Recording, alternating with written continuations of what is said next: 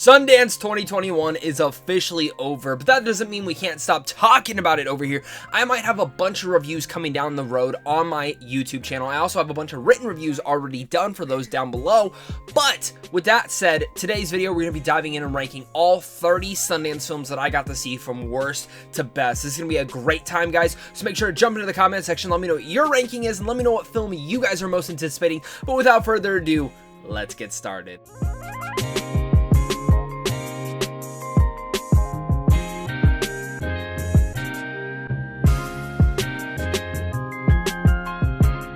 Time's sake, I don't want to dive into like all the crap that I pretty much saw, so I'm going to be running through the first 20 pretty fast, starting with my number 30 being Mother Schmuckers, a film that I just didn't care about. It's chaotic, it's kind of disgusting, and when your title card is you throwing it up onto the screen, there's something wrong with you.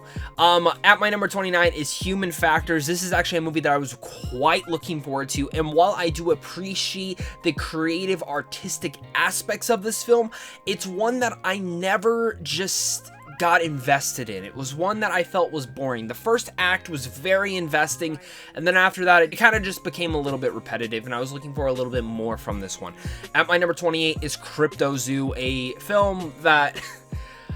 it's honestly super unique, and some people will love the hell out of this. I didn't in particular. The animation is stunning, but everything else just did not grab my attention whatsoever. I get why it's getting the love it is, just not for me. At my number 27 is Censor. This was actually one that I was heavily looking forward to. One of the first midnight films to premiere at Sundance this year, and it was okay. I think this is more of a cult classic. I see so many people loved it. I see other people kind of feel the same way as me. I think the performances are wonderful. I think the atmosphere that they built about in this old kind of, you know, movies that you shouldn't watch, these B-rated horror films, I think they brought that atmosphere really well. I just didn't think it was that entertaining. I found it to be a little bit disappointing, and when it came to films that I'm really excited to rewatch after the festival, this was the one that really didn't climb up my list. My number 26, we have John in the Hole, one of my most anticipated films of the entire festival because it has Michael C. Hall in it. And he's easily the best part about this. You see him, like, angrily eat a chicken nugget. And besides that's it. This film doesn't make sense. It tries to be more open for interpretation in certain moments, and it literally, each moment just pissed me off more and more, to the fact that the more I think about this film, the more it's fallen down my ranking because of how mad this film makes me get at the story choices that they got to do. Again, wonderful performances in here, great atmosphere, great cinematography, but overall, lack of logic whatsoever. My number 25 is We're All Going to the World's Fair, a film that, it's creepy, and if you're into that creepypasta stuff, you actually might really enjoy this. I'm not particular into that, and I found the film to be a bit slow, but the main performance in here is great. My number 24 is First Date, a film that I wasn't on my list. This is actually the last film I saw at Sundance, but let me preface this. I think the script in here is actually really witty and charming, and the main performance is great. The rest of the film is just totally held back from a budget limitation. Like, this feels like something I could have gone and made with my friends. And, you know, again, decent made film, great script. It just was very, you can tell, technically held back. It feels more like a student film than anything else. Out of every film I saw here, that was the one that felt like a student film. At my number 23 is going to be How It Ends. This is, again, one of my most anticipated films of the festival, and it didn't hit the mark for me. Shot during the pandemic, very much playing off that riff that this is the end of the world, what do you do on your last day? And I think the messages and themes in here are very prevalent. I love that stuff, but it very much is repetitive in its story structure, as each and every single moment it's cameo from this celebrity, cameo from this celebrity, cameo from this celebrity, and some of them worked and some of them didn't whatsoever. At my number 22, it's Prime Time. I was so excited for this. A guy takes two people hostage while on air of a show? That's awesome. But sadly, even though the performance is excellent and the movie in itself kind of keeps the same pace, it ends up just becoming very, not convoluted, but simple. Something I've seen before, and it doesn't really go anywhere. By the time the film ended, I was like, oh, okay, it's over. And it didn't leave me with any lasting impression. It doesn't really do anything new, and then at the same time doesn't do anything special. It's just fine. And coming out my 21 is Knocking. This was actually one of the films I saw before the festival started, because I got an early screener, and I found the performance of this excellent. The psychological thriller aspect of this as well, smart. It makes you keep sitting there and thinking. This was one that actually sitting on, I liked more and more. And plus the technical aspect of how they created this movie, amazing. I really do feel like the film is a little too long though. And that's really my biggest con with it. And that's the only thing that really drips it down, is because the pacing slows down quite a bit. And I feel like this would have worked completely more as a short film than a feature film. Coming down at my number 20 is I Was a Simple Man. This is a new look on how to see death and how you really take in death and you going to the afterlife. And I loved all of that, message, themes, all that nature. Performance, amazing. And even the cinematography, everything of that nature with the locale, beautiful. The film just is deathly slow. And no pun intended in that, it is very slow. And while I love the messages and themes, this is one that I think actually should have been shorter, and I think it would have increased for how great the film actually was. And the thing is, this film isn't like 2 hours or anything. It's like only an hour and 48 minutes, but it felt way longer. Maybe that was the filmmaker's purpose, because sometimes death can feel that way, but I don't think that was. Maybe I'm just looking a little bit too into it. Coming in at my number 19 is Street Gang. How we got to Sesame Street. This is a documentary about Sesame Street, how it came to be, and there's a lot of eye-opening things that I personally never knew about this, but it actually, what this documentary does, because it's a great documentary. It's not the best one I saw at the festival, but it's a great one. I wish it would have gone into a little bit more details with certain aspects of Sesame Street, because almost every chapter of this could have been its like own documentary or own documentary series in general, but I loved how they really showed how special and unique Sesame Street is, and in general how important it is to cultures. It is a huge thing, and again, me growing up now thinking back on it, Sesame Street was a big part of my learning experience, and I love this documentary for what it was able to show. Coming down to my number 18 is Coming Home in the Dark. Great little horror film. Did not expect much from this one. It keeps you on edge, and it really, the first act is absolutely shocking. A great antagonist performance in here, and even though the film does dwindle a bit towards that second to third act, it still ends in a way that I very much liked. Overall, very much enjoyed this one. This was actually the most surprising film I saw at the festival, and probably was my favorite midnight film. And at my number 17 is Land. Now, pretty much everything from here and up I thoroughly enjoyed, and very much all had a lasting impression on me in some way, shape, or form. Maybe didn't blow me away, but I overall really liked them. And Land is Robin Wright's directorial debut, and she does a great job here, really much telling a story about how to get over grief and loss, and I loved her story in here. I think the performance from her is also great, and the cinematography in a sense is beautiful. It adds to this more of a survival story, but even though it's surviving physically, it's also surviving mentally, and I love that. Now, my number 16 is The World to Come, a hypnotic, mesmerizing, dramatic love story with Catherine Waterston and Vanessa Kirby just giving excellent performances, and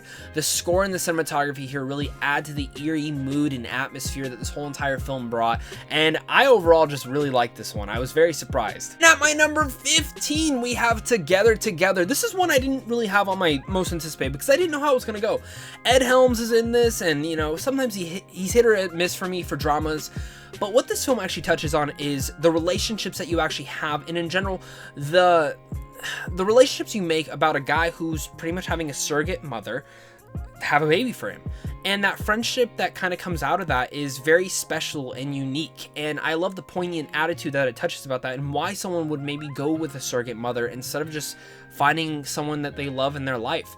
I liked what Together Together had to say. I didn't love the ending of this one, but it was thoroughly enjoyable, and I think many of you guys will enjoy it. And at my number 14, it's In the Earth. I've been thinking about this one for quite a bit. If you're a fan of Annihilation, this one is going to be right up your alley. Ben Wheatley is, again, a really unique director, and again, shot this during the pandemic. It very much is an allegory to what is going on in our world, and sometimes that can kind of get in your face. I don't love that particularly well, but I think the performances here are really eerie and dreadful, and this world that they build about, this atmosphere, this location is great. I had a blast with In the Earth, but I do think it has a little bit too many strobe lights in it, and I really do mean that. And also, I think it is a little bit too long. My number 13 is one of the best documentaries at the festival, and that is the Sparks Brothers. Have you ever heard of the Sparks? I didn't until this film, and I'm a big fan of them now because of Edgar Wright, who also directed this, his first documentary. Edgar Wright's one of my favorite directors, and I think he really came off in spades with the Sparks Brothers. I think this is just a total passion-filled project, but it's one that comes about, it's like your best friend is showing you music for the first time, and you're totally enjoying it, and going through a roller coaster ride through all the decades of their music making. It's so wonderful. I did not expect to love this one as much as I truly did. I do think it's way too long though, and maybe that's just me, but it started dwindling towards the end. But there is some unique, energetic things that Edgar Wright puts into this film that I was not expecting, because again, we've seen his energy in feature films, but the way that he puts it into a documentary, I want to see another documentary made by this guy. And at my number 12 is Prisoners of the Ghostland, starring Nicolas Cage and Sofia Boutella. This is one hell of a movie. It mixes the Western cowboy culture and samurais and even demons and zombies and the apocalypse like Mad Max. It is absolutely batshit madness and crazy, but it's one that I really enjoyed.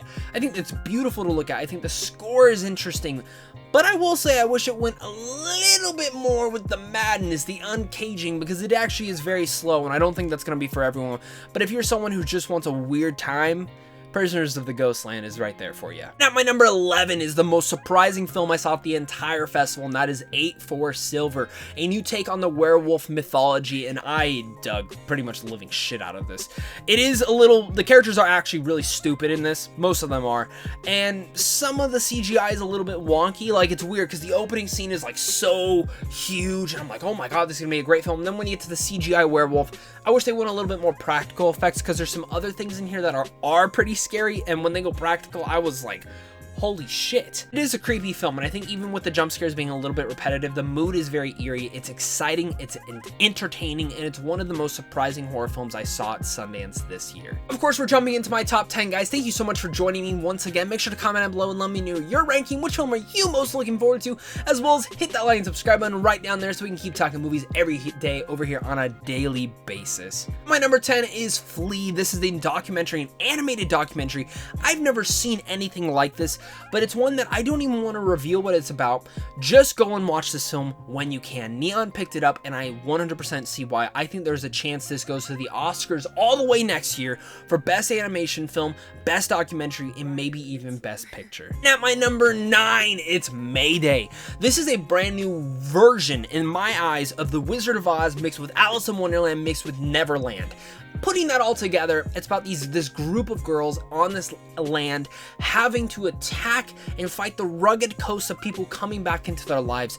It's brilliant, and there's a lot of things in here that are very much looking to be talked about. The score is probably my favorite score of the entire festival. It's probably the best looking film, and the directorial debut in here, absolutely, I cannot wait to see what she does next. And at my number 8 is Marvelous in the Black Hole. Wow, what a tiny little surprise here, with a breakthrough performance that absolutely blew me away. I adored this film to pieces, and I just could not get over how enjoyable this movie was. I had a big smile on my face, and while in the beginning it felt very simple, and I was like, okay, like this is adorable and charming, where's this going? It kicks itself into overdrive by the third part, and I love how it handles grief and loss. I think that is something that a lot of us must deal with, and I think this is a big film in that. And again, that moving on aspect of everyone else in your life when you're still sitting in the same position. And coming down at my number 7 was my most anticipated film of the entire festival, and that is Passing. This stars the likes of Tessa Thompson and Ruth Negga, and overall, this film has actually worked more for me over time has come. Now, I don't want to, I can't talk much on the race aspect and how they handle that. I think it could have been handled a little bit more, because the passing element is actually really interesting. People who don't know what passing is, it's about 2 African-American girls who can pass as white women during this time and era. And again, that works. but it's not used as much as you would actually think. This film actually more is about the psychological effects of jealousy and social class and all of those little elements that kind of tie into together. This is a very like thought-provoking movie that very much attacked me and very much had me thinking about it way after the credits had rolled. It's one that I appreciate more and more that I start to think about it, and more that I actually really like it. Actually, before I did this ranking a couple days ago, this was under my top 10, but it's really sank its teeth into me. And Ruth Negga, excellent. Tessa Thompson, amazing. And Rebecca Hall's directorial debut, smarter than most directorial debuts, and I gave her a major standing ovation. And at my number 6, it's Jockey. Filmed in Arizona, which is where I'm from, Jockey stars the likes of Clifton Collins Jr., who finally gets his limelight. This guy has deserved like this leading role for so long, and he finally gets it. And I hope to see him at the Oscars next year. I'm so happy he won the best performance at Sundance because he truly deserved it. The subtleness in his performance, especially within the last scene alone, deserves an award in itself. Moises Arias is also in here, and he's great. Yes, that's the guy from Hannah Montana. Great job in here too. I was very shocked and surprised by this one. I was expecting this one to just be an okay like Western, you know, horseback riding film, but it's not more about the racing and within the horses. It's more about the man behind that. And giving a shout out to this is kind of the Rocky film with horses. And at my number 5 is Coda. This film like pretty much took everyone by storm, and it has the biggest acquisition. Apple bought the film for $25 million. Maybe I'm wrong. Maybe it was 29. I can't remember off the top of my head, but that is a shit ton of money for a movie that absolutely charmed my pants off. I loved Coda. I think the performances in here are excellent. I love every aspect. I think it is a little bit simple in its attack, and you definitely know where it's going to go because it is pretty predictable, but the performances in here are great. Story overall is great because it's about this deaf family and the one girl in it who was born not deaf, and seeing how she has to help her family in general. How in bringing you into the deaf culture is just so wonderful. Sound of Metal did a great job with it last year, but Coda excels and gives us even more. I was just laughing, I smiled, I had tears in my eyes. You need to see Coda. And at my number 4 is On the Count of 3. Oh my god, this was the biggest surprise for me at the festival. I wasn't excited for this one at all. Christopher Abbott, Carmichael is starring in it. Carmichael also directed this. It has a great poignant message about depression and suicide, because the whole film's about two guys who spend one last day together before deciding to kill themselves at the end of the day. It walks a very thin line, and depending on your sensitivity to that matter, you know, I've dealt with this type of stuff. I have had a lot of people in my life go through this stuff as well.